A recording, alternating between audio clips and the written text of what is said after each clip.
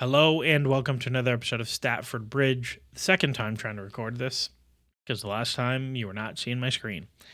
So here goes. Chelsea win 1-0 against Benfica at home in their second Champions League game. They put 3 points on the board. That is important.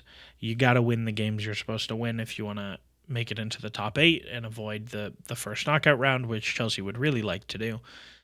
Jose Mourinho comes home for the first time in a while.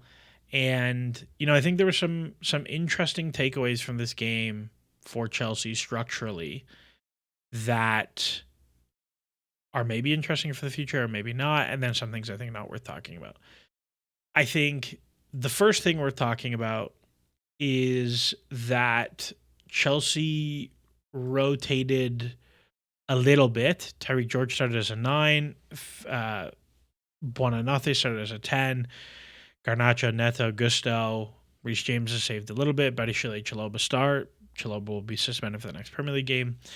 Andre Santos missed out through injury, which is like just another one and will be missing Liverpool, just another one in the list. But I think take number one is that Chelsea had a little bit of a hard time kind of breaking through things and creating a whole lot of chances. Like Dimitri's model has 0.8 to 1.1. Opta have it something like 0.9 to 0.9. It really depends how you're evaluating the Estevao header and the Tyrique George chance and some of the stuff Benfica had that was blocked. Nothing crazy, but it's there. At the same time, I think Chelsea did a pretty good job of they got their goal and then they ground the game into dust. If you look at the second half, other than this headed corner at the end, which I think is not as good a chance as Opta's XG model thinks it is, they really get nothing in the second half. It's just they just get nothing of interest, and Chelsea just turned the game into dust a little bit, which is a useful skill to have when you are a team who is struggling a little bit. It's just low event, kill the game, and move on. I think the more interesting things to talk about are twofold. I think one, Benoit Badiashile was really, really, really good, I thought.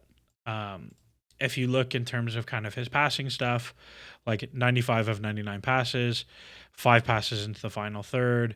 I think if we looked at McClockbot in terms of progressive distance, him and Chalobah racked up a whole bunch of progressive distance as passers. That stuff is really useful. I think actually if we even look at the I guess he doesn't have it on the McClockbot things anymore. Maybe he does. Yeah, 7 progressive passes attempted. This is good. That's useful. And I think the thing that Badiashile does very well, particularly as the middle player, is he's much better as a tempo controller, kind of bop it around and just get it moving.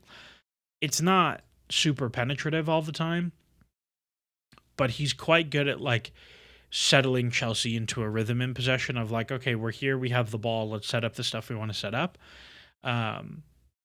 And I think early on, before he got on the ball, Chelsea had a little bit of a hard time with that. There were a lot of kind of scary transitions in the first 15 minutes. And then as he settled into it, it was a lot of okay, we're good. Let's take the air out of this.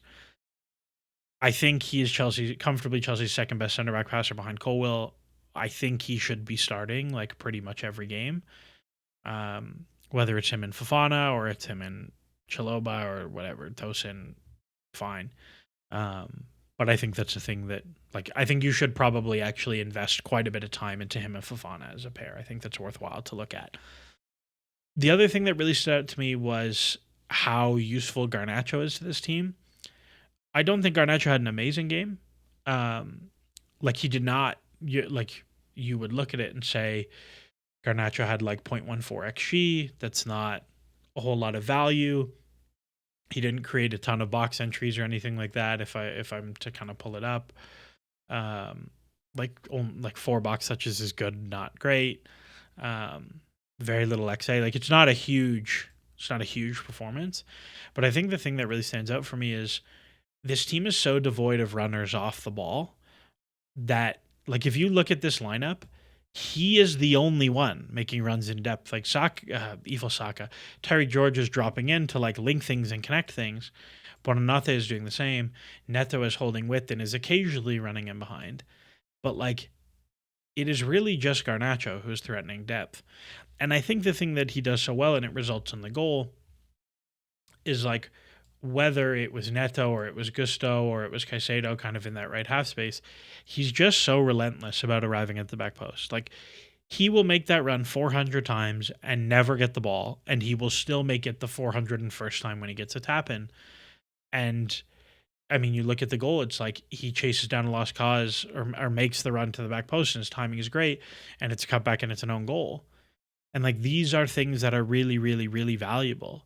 So like, when you have Gittins who is just going to stay wide and get it and then try and take people on and then like trip over the ball, like, I don't know, dude. Like, this guy looks like the Monstars stole his talent. Like, that's what he looks like. It is really, really, really bad.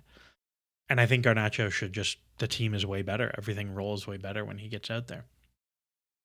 I think one of the other interesting things is we saw Tyrique George as a 9 again. This is interesting to me for a few reasons. One, I said mistakenly on stream that like no matter what Chelsea do, Guiu is stuck here to the end of the year. That's not true. I thought that being registered for 2 teams was like what you, as soon as you registered for the second team, it didn't matter. You couldn't move on anymore.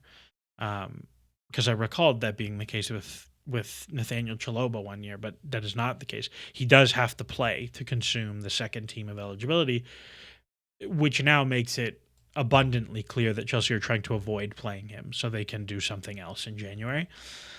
I mean, if you look at the fixture list to get to July 1st, it's entirely possible they do. Like, João Pedro will start against Liverpool. Then you have the international break. Then you have 1, 2, 3, 4, 5, 6. Like, you can get away with João Pedro and Tyrique George. And then, like, you're probably talking about Liam Delap is back kind of middle of November. And then maybe you don't need him anymore. But they'll probably have to get through like 15, 16 games without him playing, which is really rubbish for him. But seems like something they're trying to do. In terms of other takeaways and like not spending too much time on a midweek Champions League game, I actually thought this is one of Chelsea's best defensive performances in quite some time. I think I spoke about this with John McKenzie at the beginning of the year in relation to fullback jumps, right? So Benfica like vaguely played a 4-2-3-1. And what I thought Chelsea did really well was that they kind of intentionally like loaded up where the jumps were going to happen from the beginning to manage defensive moments. So if you kind of look at the tactics board, the way that Chelsea have set up mostly is that on the side that they pressure the ball, the striker will step out. In this case, Tyrique George will step out. And then as pressure comes and the winger goes, like really it's actually more like this. Because like the goalkeeper will go and you'll get pressure. And as the winger comes and the ball goes, everybody slides over one. And Gusto has to make this like insanely far jump.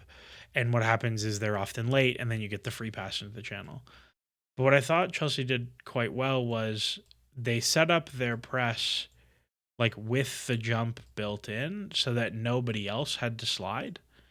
And so you end up in this situation where like Cucurella is like leaving his winger player very early.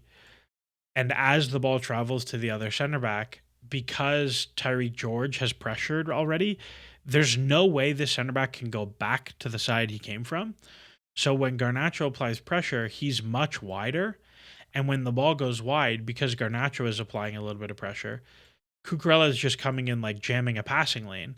And now actually you get all these crazy, crazy turnovers. And that shows up really high. So like if you see Chelsea had 42 high pressing moments, their average start distance was like very high for them as a team. Like those are really good signals to be able to do that without giving up a whole bunch of dangerous chances the other way. In fact, like most of Benfica's dangerous chances um, were like Chelsea giving away transitions rather than being played through. And I thought it was an interesting tweak because like they have absolutely gotten done by um like you can imagine situations where this is straight out and then you have the fullback and Cucurella has to make this huge jump and then it's a huff into the channel and it's a dangerous moment for Chelsea. But I thought the distances were managed like significantly better, particularly by Garnacho, who I think did like dog's work to do that. Um, and again, it was very noticeable when he went off how much more easily Benfica started to progress when he came on. The last take for me on this game um, is particularly in relation to Estevao, who came on as a 10, like a true Cole Palmer 10. Um, I thought he was frankly unbelievable. Um, in a way I did not anticipate for him in central areas. Um, he has a header off of a very nice movement in behind where he like there's a cross coming from one side and he times his run on the diagonal from the blind side. Like all of that is very, very useful for him and something that I am very happy and a little bit surprised has translated as well as it has. But I think the other thing that was really interesting is twofold. One, when he is wide, he is such a talented dribbler taking people on. But when he is central, he has this really, really like team beneficial zone moving dribbling where like he got Chelsea from the edge of their third to the final third many, many, many times and started these transitions and these breaks where like I look at the 1v1s that Jamie Gittins was able to get off of Estevao dribbles and I'm like, you wasteful, wasteful man. And like that is hugely, hugely valuable when Chelsea are having a little bit of trouble playing out and playing through. Like, go do it. Go do it. That's, I think, really, really useful.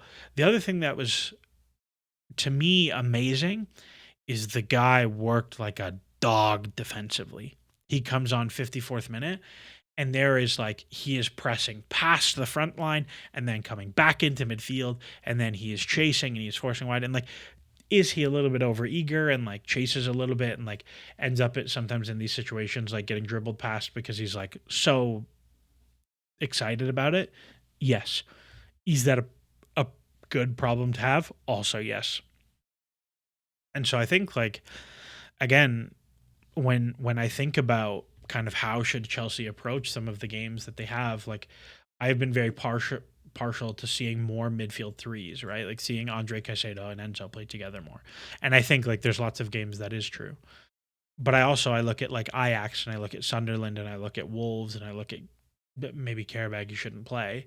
But like I look at those three games and I'm like, yeah, you should play him as the 10, like a pure Cole Palmery 10 in those games. And I think there's probably some utility there that lets you get both wingers on the field and not a winger plus him, as it were. Yeah, and then I mean I guess the other take is like they get another red card, a pretty funny João Pedro red card because he like I don't even know what he got his first yellow for, and then he gets yellow for booting a guy in the face. It is what it is. Nicholas Jackson scored a goal and had 2 assists for Bayern Munich today, which I thought was interesting. I sure would like that guy on my team. But that's kind of where I'm at for the Champions League game. It was like a not very good performance, but you win and you didn't get any more injuries, and that's kind of the thing. Liverpool lost away to Galatasaray with some rotation, and you know you play them at home on Saturday. I don't know exactly what your 11 is going to look like given Andre Santos is out and given you ran Enzo Fernandez for 90 minutes and Caicedo for 90 minutes, which I think was a risk, particularly Enzo. If you made me guess, I would say it'll be something like Cucurella, Badiashile, Achimpong, James, Fernandez, Caicedo, Garnacho, Estevao, Neto, and João Pedro, something like that, and we'll struggle. But I think you're kind of in like just don't take any more injuries or suspensions and like get through the international break and see what's up. So we will see. Anyways, that's all for me as always. Enjoy the soccer.